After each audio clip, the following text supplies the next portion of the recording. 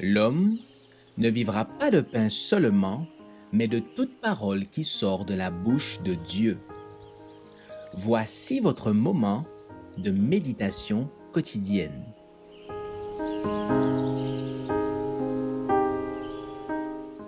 Vous recevrez une puissance. Allez à la source de la lumière, le 4 avril. La révélation de tes paroles est claire. Elle donne de l'intelligence aux simples. Psaume 119, verset 130. Il arrive parfois que des hommes pourtant intelligents, éduqués et cultivés ne comprennent pas certains passages de l'Écriture, alors que d'autres qui n'ont pas reçu d'éducation, dont la compréhension semble limitée et dont la pensée n'a pas été disciplinée, en saisissent le sens, trouvant la force et réconfort dans ce que le premier déclarait mystérieux ou sans importance. Pourquoi en est-il ainsi? Il m'a été expliqué que la dernière catégorie ne s'appuie pas sur sa propre compréhension.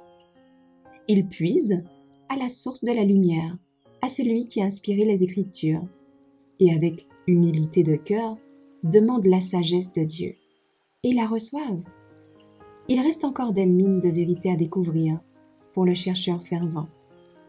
Christ a représenté la vérité par un trésor caché dans un champ. Il ne repose pas à la surface. Nous devons creuser pour l'obtenir. Mais notre succès ne dépend pas tant de notre capacité intellectuelle que de notre humilité de cœur et de la foi qui se saisit de l'aide divine.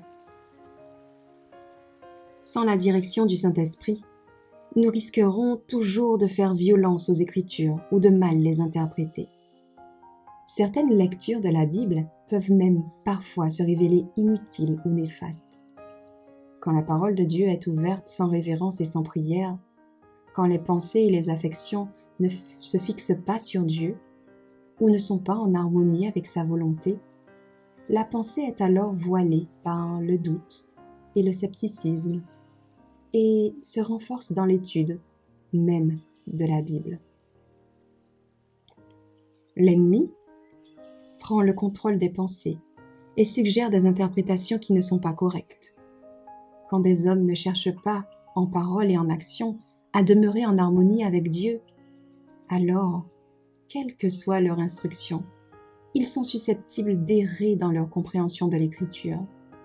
Il n'est pas sage de se confier en leur explication. Quand nous cherchons véritablement à accomplir la volonté de Dieu, le Saint-Esprit fait en sorte que les principes de sa parole deviennent les principes de la vie, les écrivant sur les tables de l'âme. Et seuls ceux qui suivent la lumière déjà accordée peuvent espérer recevoir une autre illumination de l'esprit.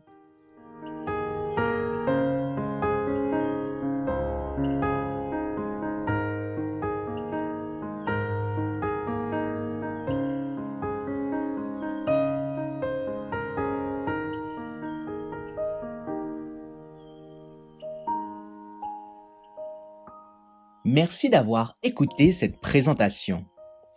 Assurez-vous de nous rejoindre demain pour votre moment de méditation quotidienne avec lereste.org.